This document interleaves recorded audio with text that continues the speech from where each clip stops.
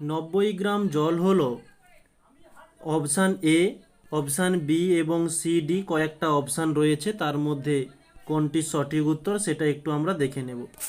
তো জল বলেছে, জল যার সংকেত হয়ে থাকে H2O।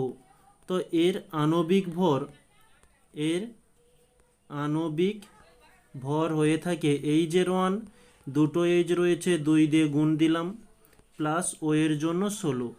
তো 1 2 2 প্লাস 16, এখানে পাচ্ছি 18 গ্রাম। তাহলে আমরা যে জানি যে যে কোনো জল বা গ্যাস হোক, যাই হোক না কেন, তার আণবিক ভর সমান 1 মোল। তাহলে আমরা এখানে লিখতে পারি 18 গ্রাম জল সমান 1 মোল। তাহলে 90 গ্রাম জল সমান কত হয়ে যাবে? 1/18 ইন্টু 90। তো 18 5 90, তাহলে আমরা পাচ্ছি 5 মোল। ওকে, এটাই হচ্ছে আমাদের উত্তর।